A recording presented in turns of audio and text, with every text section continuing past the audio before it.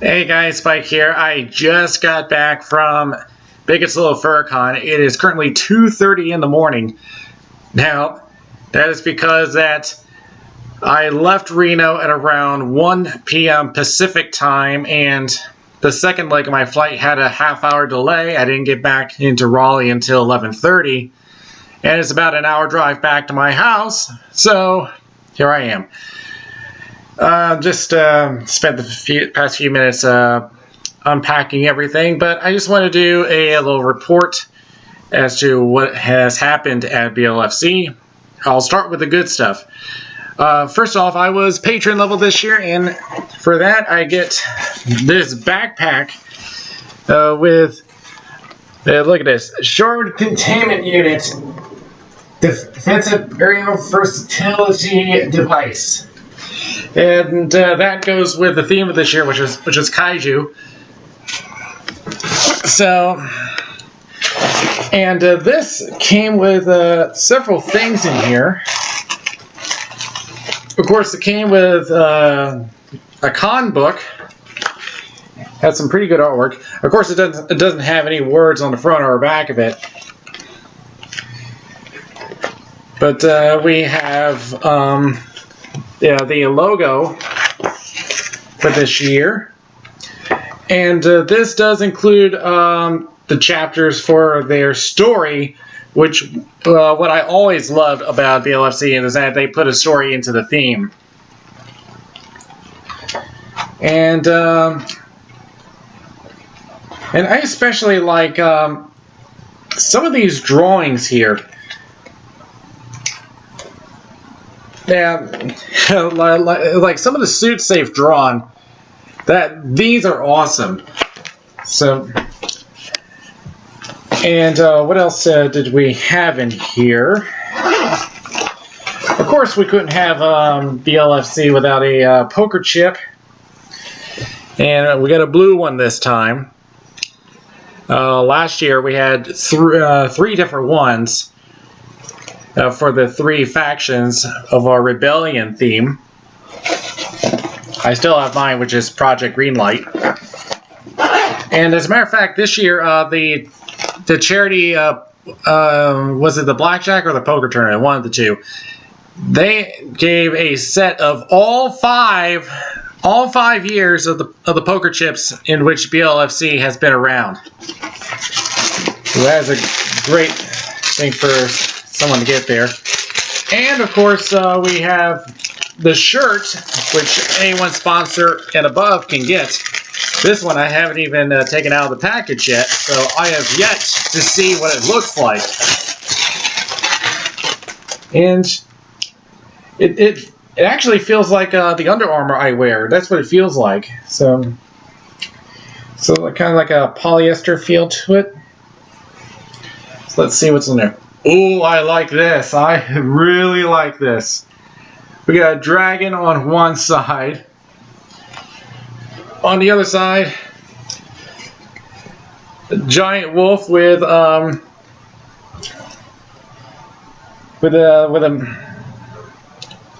I forgot what they called them, but this is awesome artwork for the shirt. I love this shirt. So whoever made this artwork, great job. This is awesome. This is awesome artwork. And if BLFC has any left over, I'm sure they'll sell it at next year's convention. So we'll see about what happens. Let's see. I did play casino games. Unfortunately, the games have been ice cold to me this year. I never got on the plus side, so it was just not my year this time. So we'll try again next time. We've moved the main stage to the I forgot what the name of the room was called, but it's an even bigger room. And they really upped their ante with the main stage, with LED lights that can project images. And so this is really high-tech stuff, which you would see at major concerts. So they really upped their game. And you'll see it in the video when I get everything edited, compiled, and uploaded. So you'll see how awesome it looks. I was really impressed with it. Let's see, what else did we get? I did do the Fursuit charity auction, and I did get someone. I didn't participate in last year because I was busy doing some other stuff. I did do the previous year, which I got Galeos the Shark for $70. This year, I got something a little cheaper for $40, and I got Corvin, who is some of you may know from SoCal, the Blue Jay, which I got to dance with him for a whole hour, and I got to do it with my Spike Dragon's fursuit. And we got to dance on stage, and I loved it the entire time. So thanks, Corbin, for such a great time that night. And this is in a time where I don't usually go to the dance a lot. Usually, if I'm on stage DJing, that's where you would usually find me. But it has been a long time since I've actually spent a good amount of time dancing at a convention. So.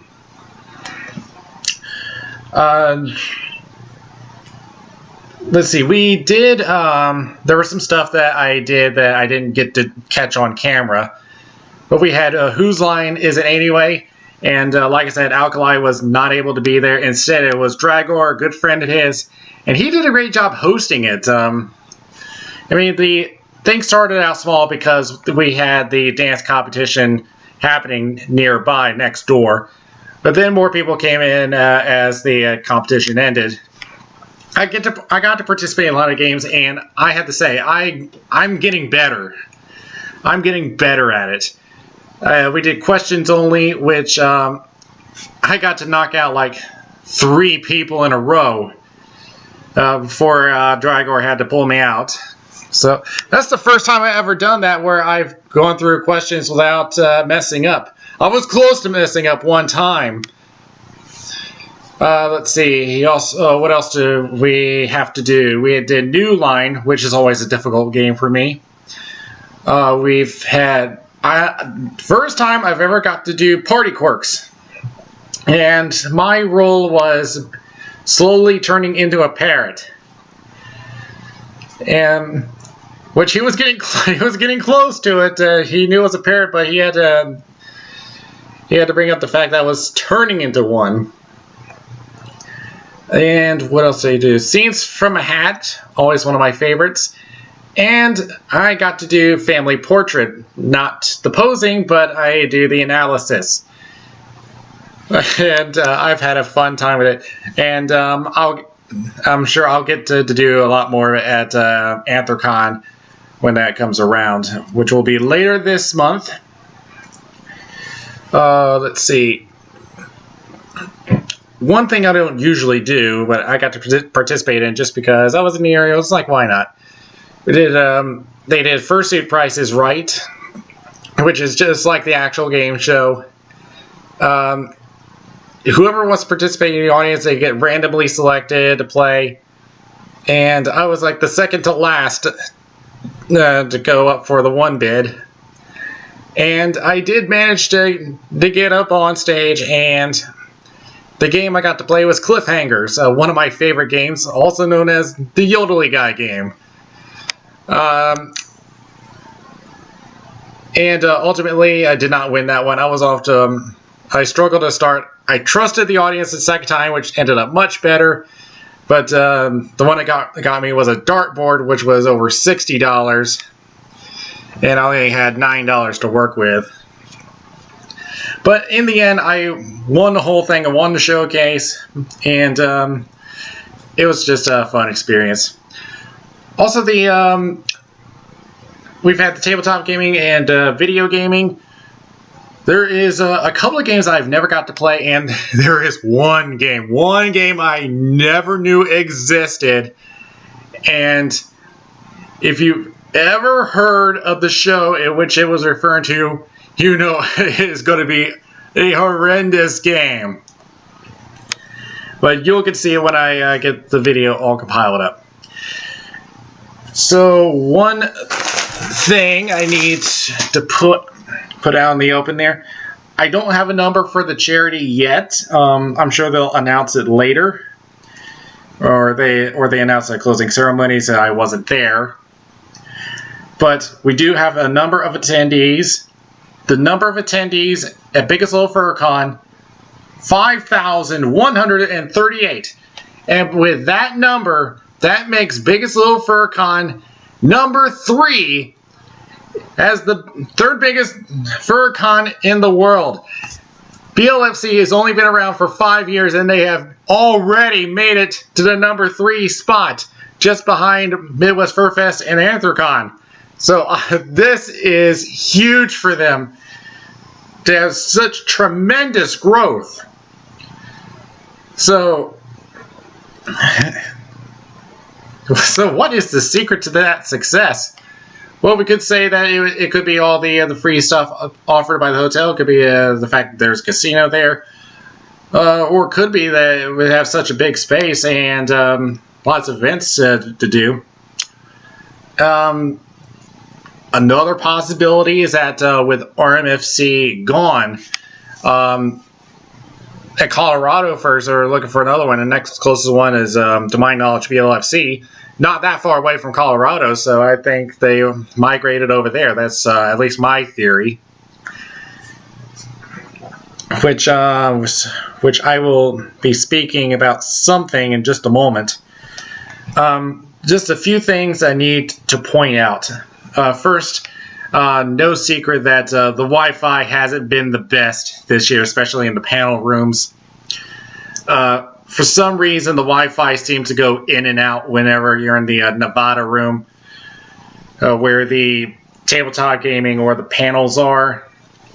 And I'm not sure if it's because of everyone logging in at once, or it's just that it's in such a bad area of the hotel.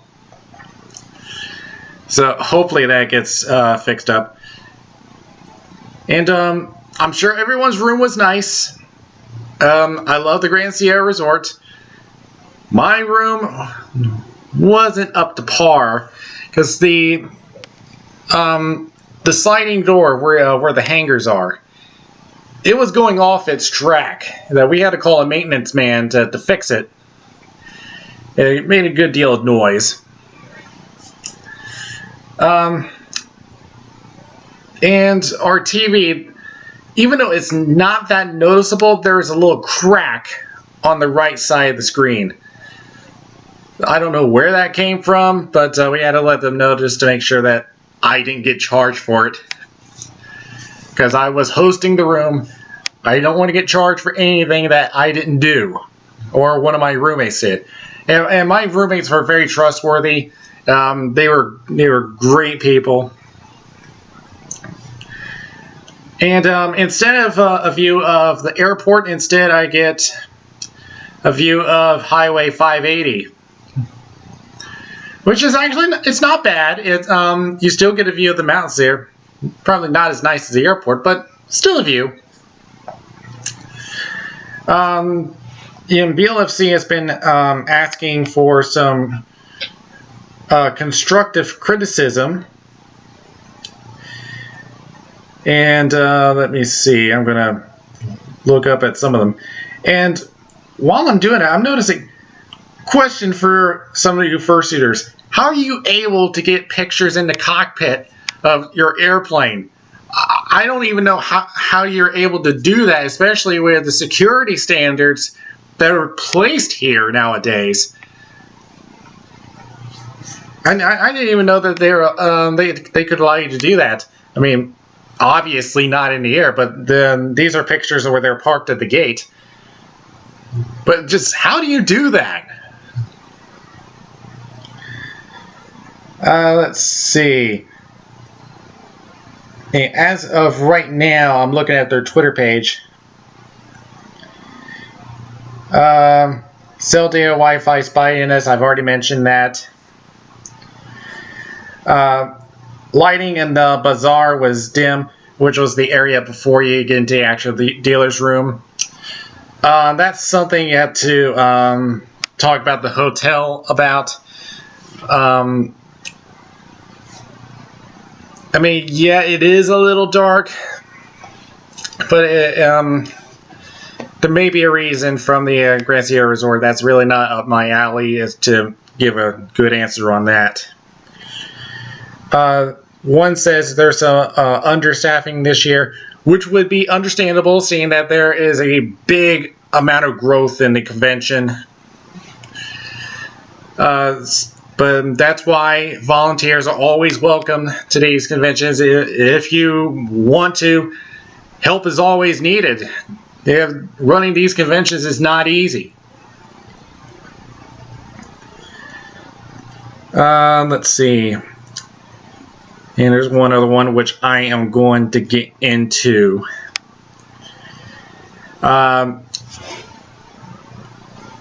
So this will be the biggest one that I have to talk about here, but for the most part it has been calm. And so, yes, I was aware that the furry raiders were at BLFC. In fact, I did speak to them in person for a few minutes, but I did get to talk to them. And as always, as I expected, they're nice people. But of course, I look at Twitter, and I've looked at one of the chats in Telegram, and I'm seeing some people putting up so-called bounties on his armband. Like, people are conspiring to steal the armband. And as I've been hearing multiple stories of attendees harassing them.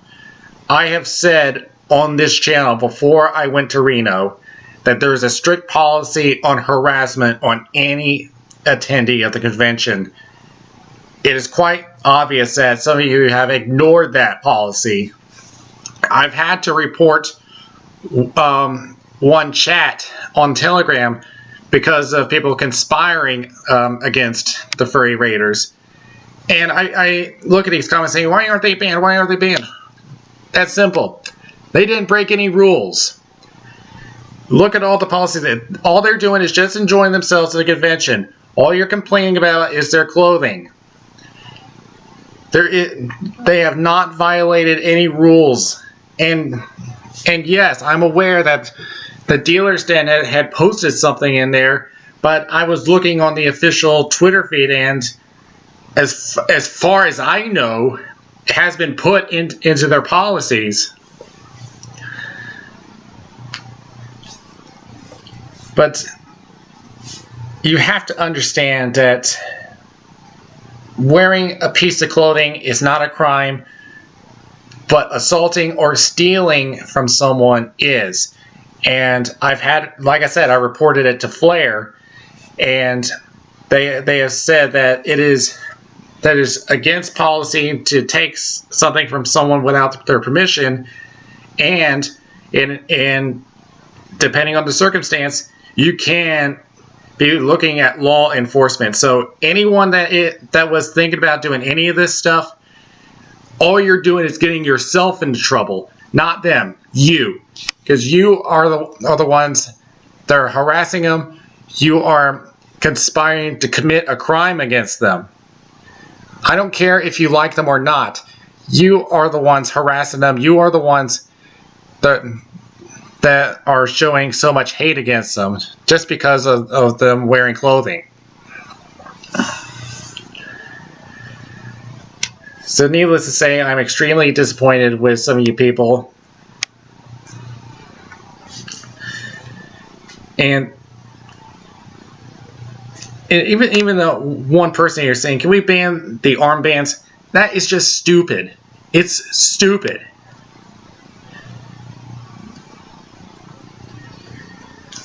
Like I said, no rules have been violated.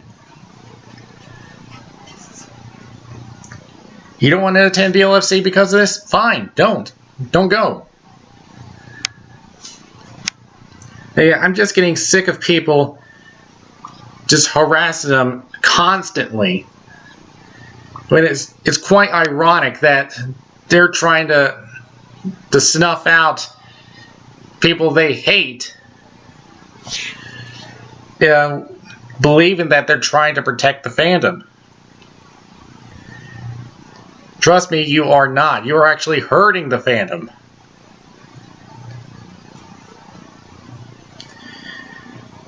But aside from all that, overall, it has been a good con. Despite that, yeah, I just hope that all that harassment does not happen again, and I wish people would realize that beforehand. Unfortunately, people are just going to be so single-minded. But I've already gone 20 minutes already? Okay. So, yeah, almost 3 o'clock. I should get some sleep now, and I'll upload the video for BLFC very soon. And, of course, I'll have Anthrocon coming up in just a few weeks. Alright, until then, I will see you guys later.